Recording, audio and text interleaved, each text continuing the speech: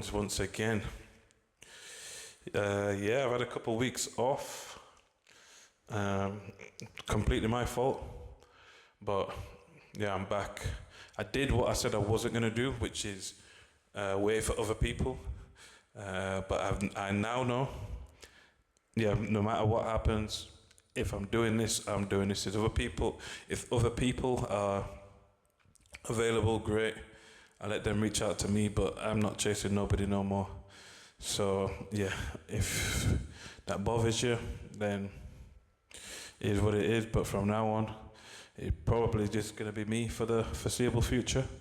It'd be cool if my brother could be here, but getting hold of him sometimes, obviously he's got family and whatnot.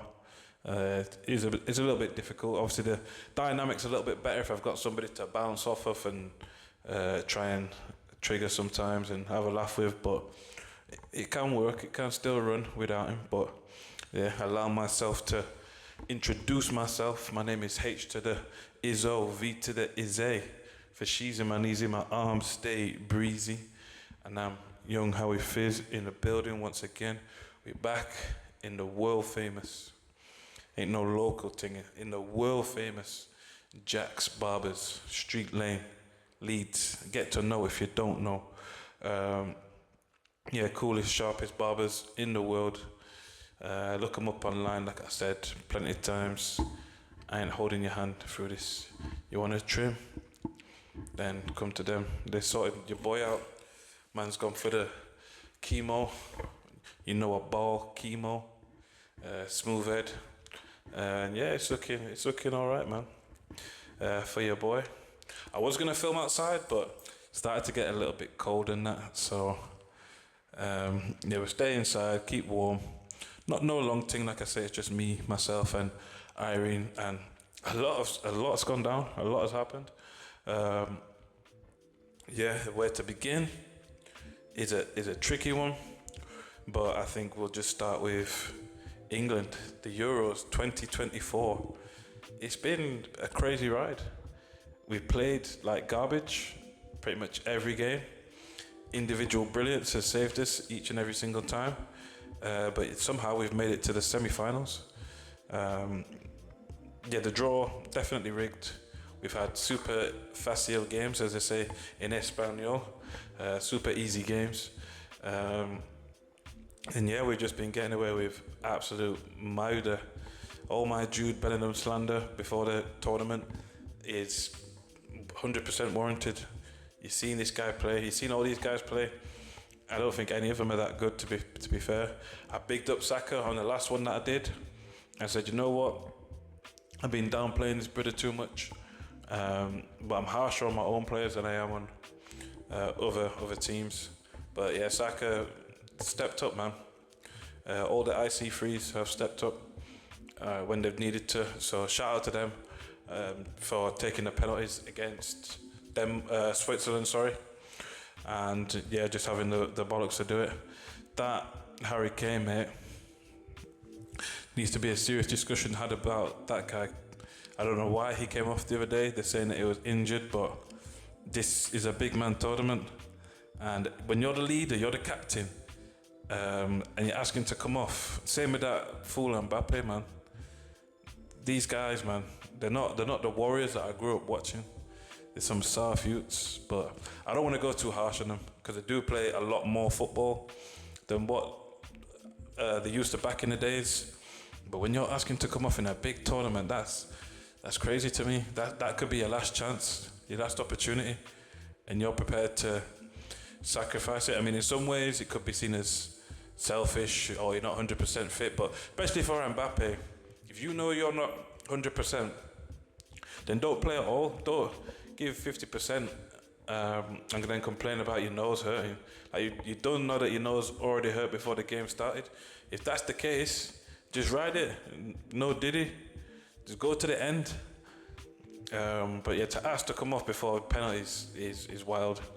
But here's what it is. England have stunk out the place. France have stunk out the place. Who else? Portugal stunk out the place. But thank God they're out of it. Yeah, we just need to get England out of it, if I'm being honest.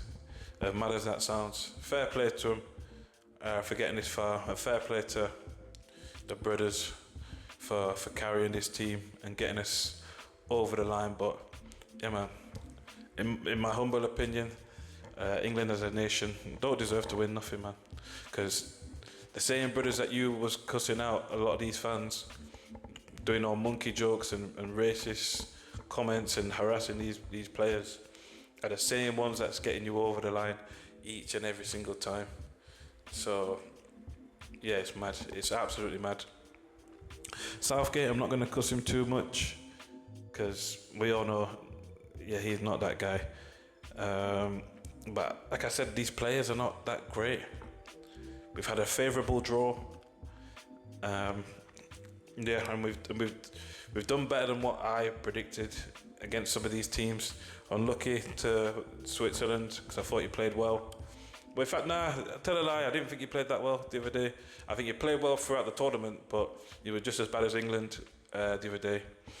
But yeah, commiserations to you lot. Hopefully you bounce back. And yeah, Saka's goal was top draw. Big up to him, man. Big up to Rice for the assist. Yeah, that Bellingham, like I said, he's not that guy. He's not that ninja man that you've all been led to believe. Football's a different beast these days, and a lot of it is PR, public relations, and how can we promote this guy? How can we portray this person in some different light, like the best thing since life spread? And I think all these players are guilty of that they've been given some top-notch promotion to be something that they're not. And you can see that the gap in quality between these countries isn't as big as what it used to be. So you're seeing these little man nations, or what we perceive to be little man nations, to be playing some good stuff, and you're thinking that, right, we're getting battered up by Slovakia, Slovenia. But the truth is, when you look in their teams, they've got players at like the big clubs, so they are no joking. They're not joking about. So yeah, big up to all the nations who have turned up. They've played good football. Spain need to win this, in my opinion. I'm sorry. I don't particularly want to see England win it now at this point. I feel like Spain have played the closest thing to what we would consider actual football in this tournament. Everyone else has stunk the place out. I feel sorry for Germany because they had an unfavourable draw. That game was decent, to be honest, Germany versus Spain. But yeah, unfortunately, because they faced each other quite early on, that really could have been a final or a semi-final and a decent game for that. But for that to be a quarter-final, and England, who've been stinking out the place, they've won 2 games so far, the whole tournament. Yeah, for them to still be in a semi-final is absolute criminalis. Yeah, the Dutch, they've made it through against Turkey. Turkey had a great tournament, to be honest. They played some good stuff. They was a little bit unlucky from what I've seen against the Dutch. They had the chances, but the Dutch kind of just wanted it a bit more from what I could see in the highlights. I'm not going to front, I didn't watch the full game. But in the highlights, they're throwing the bodies on the line. They're going for it. And yeah, man, the Turks got put in a rizla and smoked by the Dutchies, Amsterdam style. So yeah, man, it's over for them. The next game is on Wednesday for us. I'm not super confident, but I've just got this horrible feeling that England are going to scum back another game and get to the final somehow. But then, if England get to the final, 100%, if Spain get there, England are getting sacrificed. And yeah, that's what we need to see. We need to see football prevail. We don't want to see no trash tactics and people just, I don't even know what they're doing. Just waiting until the last minute to try and win games. Want to see good football, man. I grew up in an era where guys like R9, Rivaldo, flipping Owen, Beckham, Shearer, like actual players turned up at tournaments. We haven't seen no big players turn up at all. Mbappe being rubbish. Bellingham being rubbish. He scored a good goal, the overhead kick, but other than that, he's been rubbish. They did their job on penalties, fair play to him for that, but it is what it is in that regard. His overall playing, the 90 minutes from what I've been watching, rubbish.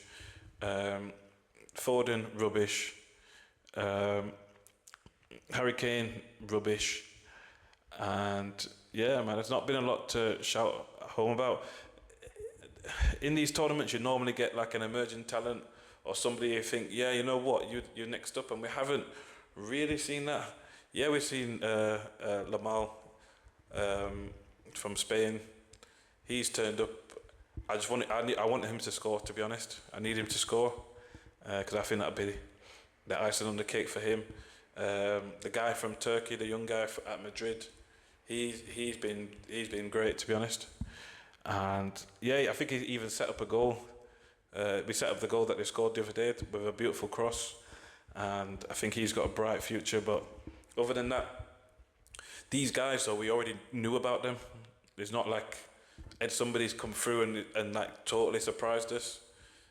But we're not seeing that. These big teams are scared to lose. They're scared to play, and I think the pressure on them is that great. It's killing the game, and I'll be honest with you, right about now, I don't know what the future of this podcast holds, because what I'm watching, maybe not so much at club level, but especially at international level, what I'm watching is absolute just dross. I'm falling asleep through some of these games.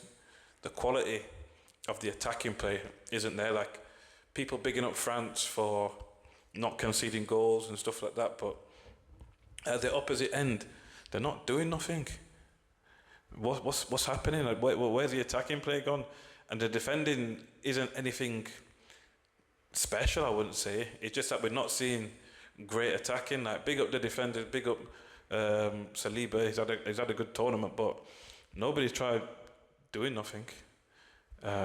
Nobody dribbles past anyone anymore. I've not seen a good dribble goal. Like, what's happened to that?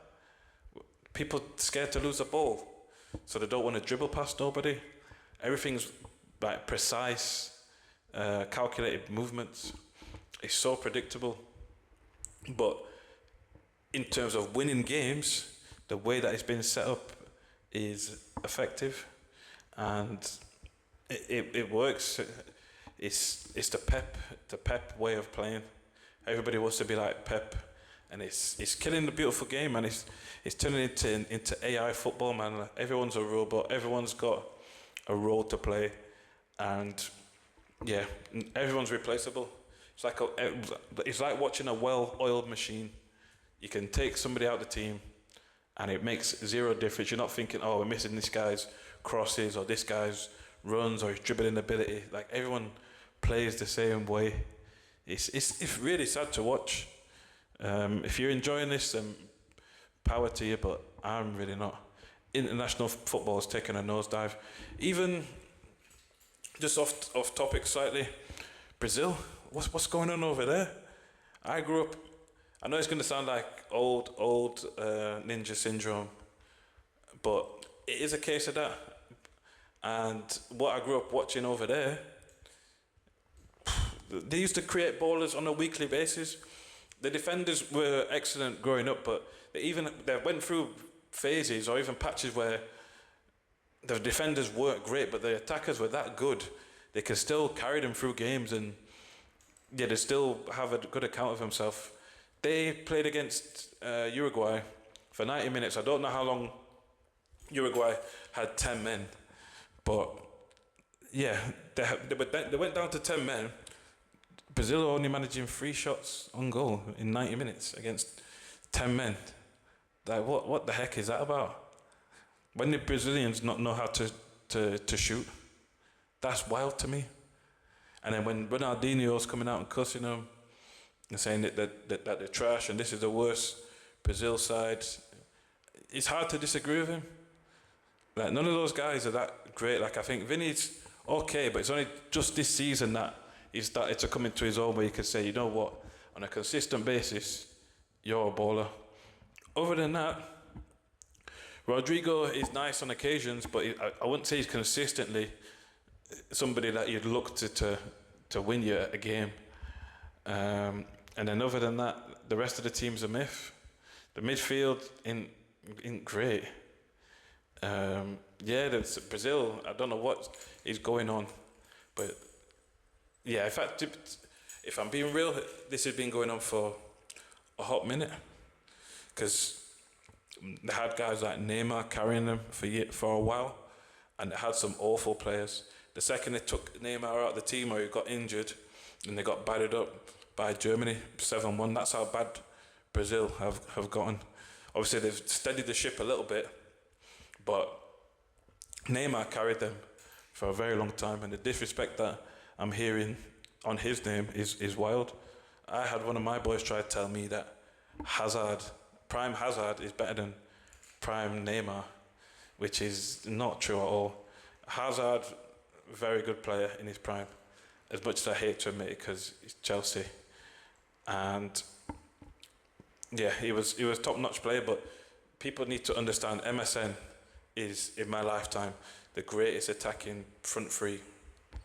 Probably the greatest attacking force I've seen in this modern era of football. And to downplay him and say that Hazard was better than him is not true. Hazard might have done a better job in MSN, potentially, but we'll never know because it never happened, but I don't think he would. Brazil relied on Neymar for a long time. Hazard never really done nothing for his country like that. He weren't carrying them to like finals or semi-finals or nothing like that. He was just there.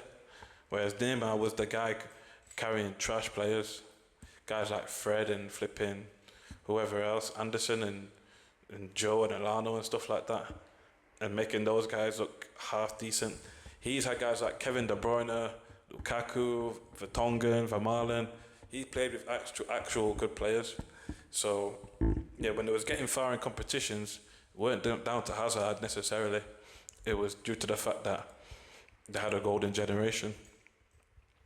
So yeah, off topic, but we'll bring it back. It's just that person annoyed me saying that Hazard better than Neymar. Get in the bin, Stephen. But yeah, just going back to the Euros.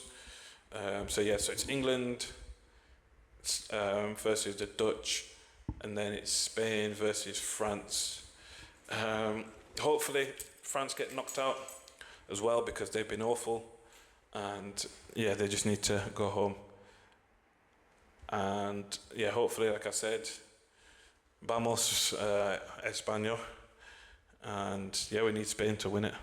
If we want to see football be preserved and people play the game how it should be played, then yeah, with team Spain from now on. We're not team win at any cost in scumbag games. I'm not into that at all. The whole winning trophy thing for me isn't the be all and end all. It's part of it, but for me, I grew up watching good teams win stuff, not scumbag teams. It started to turn when Greece won the Euros that time, and I thought it was funny because Ronaldo missed out, and he started crying. In fact, we'll get onto that. In fact, actually, CR7, his days are numbered at top flight football. I seen that brother slide tackling. CR7 trying to tackle. That's when you know it's game over for that kid. He's not even a kid; he's an old man now. But yeah, giving away free kicks for other people to take, passing instead of shooting. You can see it in his eyes. His contract with the devil is up, and it's been passed on to Jude Bellingham. So Ronaldo, thank you for your services, but they're no longer required in football, especially international football. Do what you want in Saudi Arabia. Get your stats up, pad your stats. But that's why he cried when he missed that penalty. If he didn't see it, he missed a penalty. And there was still 20 minutes left in the game to go, and the brother's breaking down in tears because he missed. Just get on with it. Play the game. Obviously, once the game's done and you're reflecting, looking back, you're thinking, we lost because I missed a penalty. That's different. But for you to start breaking down and crying when you've still got time to go and win the game, that's insanity. I've been comparing this brother to Homelander from The Boys, man, because he's mentally unstable, in my opinion, respectfully. And I feel like if football at your big age is still making you cry, or the thought of losing is enough to make you cry, then you need to probably stop doing what you're doing and just reflect on life. It's not that deep. You've made your money. You've won pretty much everything in the sport. Like, you just need to relax, man. Enjoy yourself. It's not that serious. Like, we all enjoy football. It's a big part of a lot of people's lives, a big part of my life, but never ever will you see me crying over something that's out of my control. It's nuts. You miss, you get on with it, it's part of it. You move on, man, but you're setting a wild example to fully grown man that it's acceptable to cry over dumb stuff like that. Big man should not cry. I'm sorry, I don't care about all this modern men being emotionally aware and all this other crap. Get out of here. Only time that man should be crying, in my opinion, is if somebody dies, and even then, you don't be crying all the time about it. You get on with life. It's part of life. So, that was wild to me. Yeah. So, good luck to you, Ronaldo, in whatever your future endeavours may be. But I just don't want to see you wearing. But in fact, I'll rephrase that because that was potentially going to sound a bit mad. But yeah, we don't need to see you at an international tournament ever again. Unless it's maybe like in a management capacity or a coaching capacity, that would be interesting. But in a playing capacity, nah, bruv. You need to know when to quit. Same with Messi, actually, because he's not really doing nothing over there for for Argentina. So, yeah, and you're missing penalties and whatnot. So, yeah, you two have had your fun at the top of the game, but just know when to stop, man. Like, Messi, you've done it all. You've literally won everything. You've completed football. So yeah, just relax, man. Don't stress yourself out, man. You lot are paid. Yeah, you don't have to work ever again if you don't really want to. Like, you've got nothing to prove to nobody. Not even yourselves anymore. You've done it all. So yeah, don't let it stress you. I feel. Yeah. Is there anything else that I want to talk about?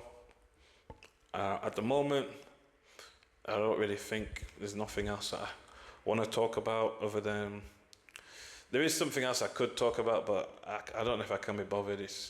The guy's a loser. We'll touch on it quickly, just because it's sports related. Ryan Garcia, absolute madman. He needs to get cancelled. The guy saying crazy racist things, weird things about children. He's just a mad guy. Nobody needs to give the guy a platform. We don't even need to talk about him. I'm just going to keep it short. The guy's a weirdo, and yeah, I'm glad he's banned from boxing because his mind's not right and he's not fit to represent himself or anybody else at this moment in time with the way that he thinks and the things that he says. So yeah, bun that guy. But for now, I'm out. I wish the man them good luck for the England game. If you're not man them, then bun you. England can lose for all I care.